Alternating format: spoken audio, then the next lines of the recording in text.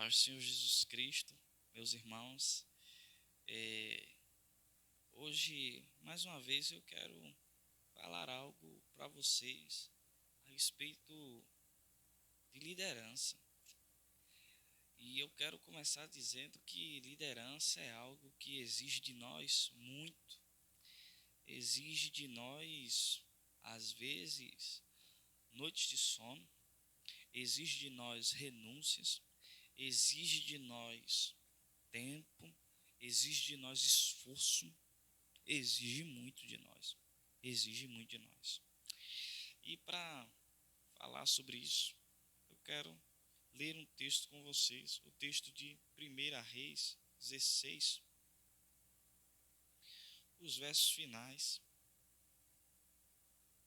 que vai dizer assim, do verso 29 em diante: Acabe, filho de Onre, começou a reinar sobre Israel no ano 38º de Asa, rei de Judá. E reinou Acabe, filho de Onre, sobre Israel em Samaria 22 anos. Fez Acabe, filho de Onre, o que era mal perante o Senhor, mais do que todos os que foram antes dele. Como se fora coisa de só menos andar ele, ou se fosse coisa pouca, andar ele nos pecados de Jeroboão, filho de Nebate, tomou por mulher a Jezabel, filha de Baal, rei dos Sidônios, e foi e serviu a Baal e o adorou. Levantou um altar a Baal na casa de Baal que edificara em Samaria.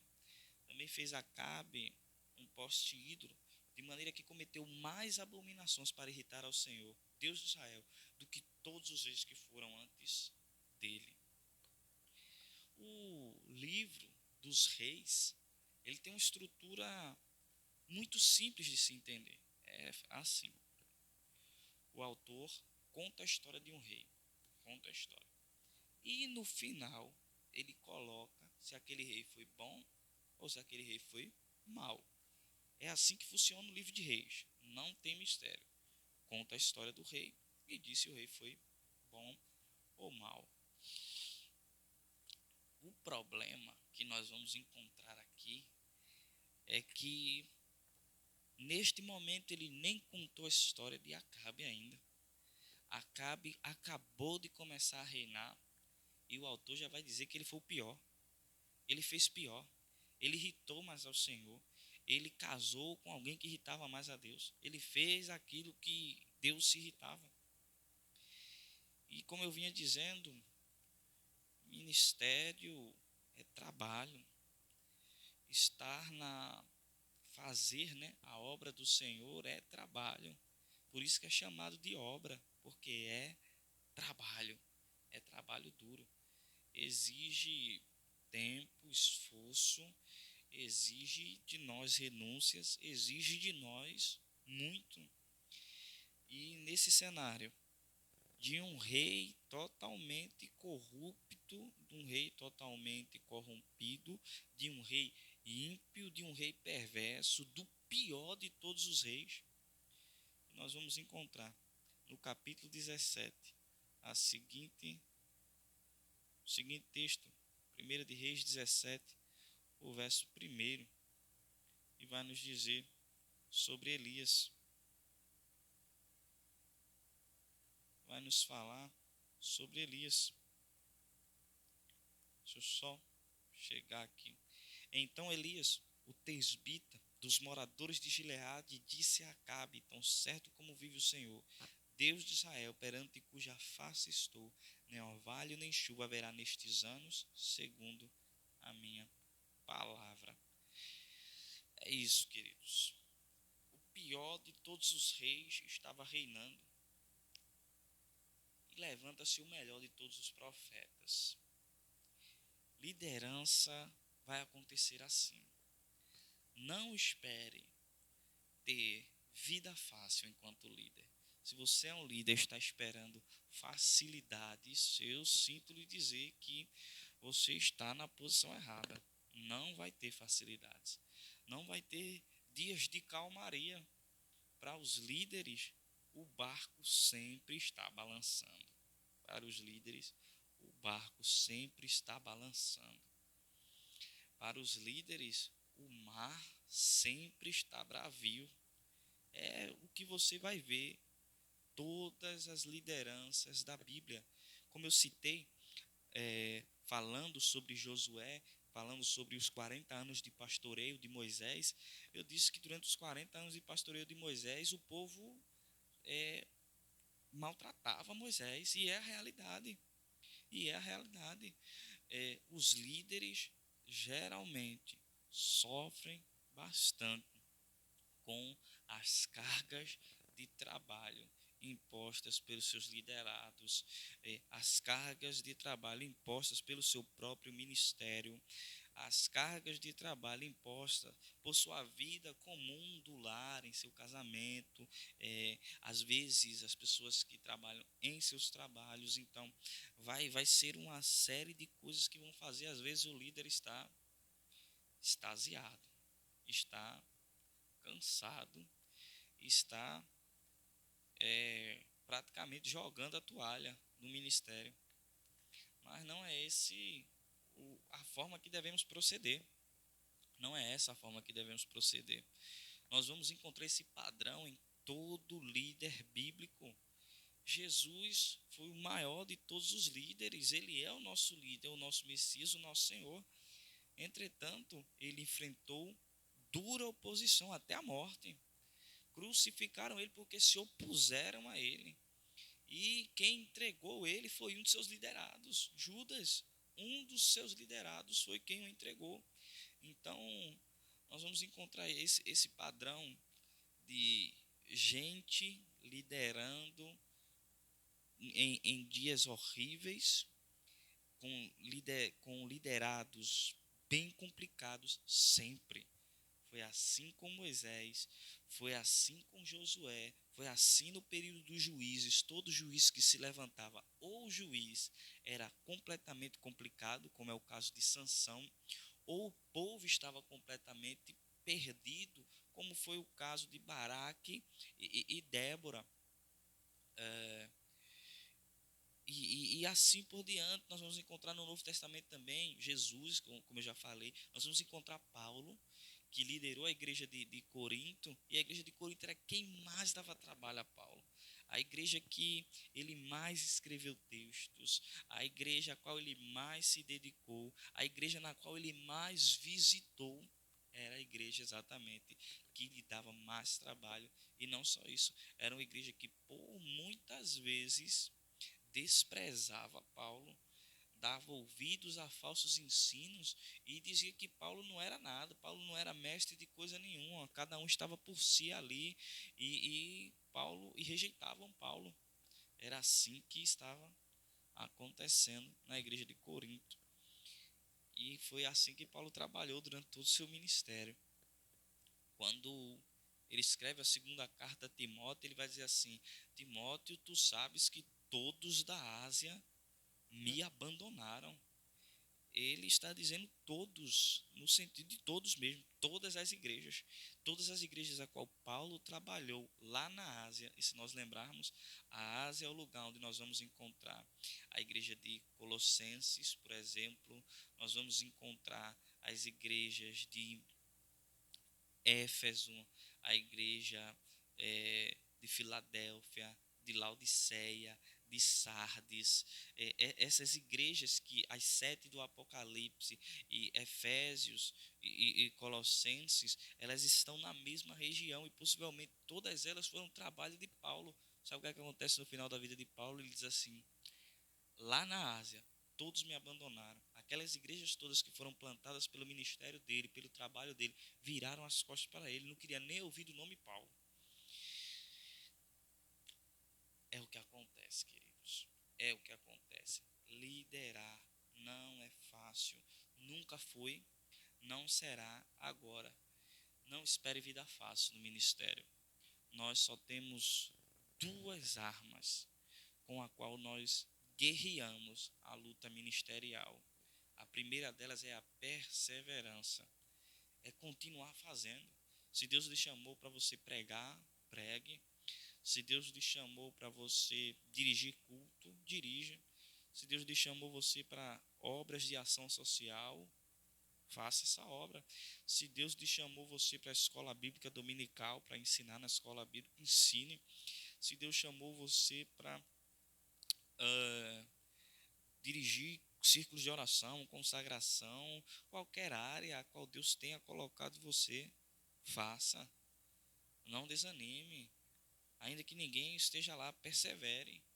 Ainda que as oposições do ministério sejam grandes e turbulentas, persevere. Não pare. Não pare. E a segunda arma que podemos ter contra toda essa milícia e oposição que se levanta contra o ministério é a oração. Nós vamos descobrir nesse momento que não é a nossa força que mantém o ministério de pé, é o poder de Deus. Não é a nossa capacidade, não são as nossas habilidades e nem o nosso querer que mantém a obra funcionando, é o poder de Deus. É Deus quem vai lá e quebranta os corações e faz com que pensamentos sejam mudados, que faz com que vidas sejam convertidas, que faz com que os cultos sejam fervorosos, que faz com que as pessoas cheguem lá desejosas por estarem lá e não somente porque já é rotina e costume delas estarem ali. Não. É Deus quem vai moldando corações e Ele faz isso por meio da oração daqueles que Ele levantou. Você foi chamado como líder do Senhor. Ore, busque a Deus. É Deus quem pode colocar cada coisa em seu devido lugar e as barreiras que se levantam no ministério serem transpostas, serem superadas. Mas nós nunca venceremos se nós não perseverarmos. Nós também nunca venceremos se nós não pedirmos o poder de Deus sobre o nosso ministério, se nós não clamarmos a Deus no nosso ministério. Então essas duas armas que nós temos, a perseverança e a oração, elas vão fazer com que o ministério seja frutífero. Apesar das lutas, apesar dos mares bravios do ministério, apesar do balançar constante do barco no ministério, nós teremos a certeza de que transpassaremos as ondas bravias, que nós venceremos as turbulências, que nós alcançaremos aquilo para qual Deus nos chamou para fazermos. O nosso trabalho não é ser famoso fazendo o nosso ministério, realizando o nosso ministério. O nosso trabalho é ser fiel àquele que nos chamou. Nós vamos perseverar e orar. São essas nossas ferramentas. Nunca haverá dia fácil, nunca haverá um líder que vá liderar em plena paz e somente descanso. Nunca houve na Bíblia, nem Jesus vivenciou facilidade no seu ministério. Não espere que seja somente só vitória, só vitória, só vitória no ministério. O ministério também tem vezes de você querer jogar a toalha. O ministério também tem vezes de estar todas as portas fechadas e nós não encontrarmos saída. Mas tudo isso, irmãos, acontece para que nós venhamos saber em nosso coração que é pelo poder de Deus, que essas coisas fluem, que essas coisas andam, porque de nossa própria força as portas não se abririam, o mar bravio teria naufragado nosso ministério, as turbulências terríveis teriam derrubado nós de nossa posição. Nós saberemos ao final que do começo ao fim foi o poder de Deus. Ministério é isso. Ministério será luta, porque a igreja não é perfeita. A igreja é frequentada por homens, não são anjos, não são seres perfeitos, são seres caídos, são seres que precisam de atenção como eu e você, líderes, precisamos, e assim vai ser até o dia de Cristo. Então, não se decepcione, não queira jogar a toalha antes do tempo, persevere, ore e saiba, existe um Deus poderoso, que é quem conduz essa obra, que é quem conduz seu ministério, que é aquele que chamou você para o ministério. Persevere e ore. Nunca houve na história da igreja líderes que foram grandes líderes em facilidade. Nunca existiu. Líder de verdade, o caráter dele vai ser provado como um bom líder pelas provações que ele enfrenta, segurando as mãos de Deus e segurando o ministério que Deus lhe deu, para que ao final ele possa dizer como Paulo: combati o bom combate, completei a carreira, guardei a fé. É assim que nós queremos terminar. Nós queremos começar no ministério bem, sempre começamos bem, muito entusiasmados, muito firmes, mas no decorrer do tempo, com o balançar do barco, com as turbulências, com as ondas bravias, nós sentimos aquele impacto e tendemos a vacilar, a nos desestabilizar. Querido líder, Deus é a sua força.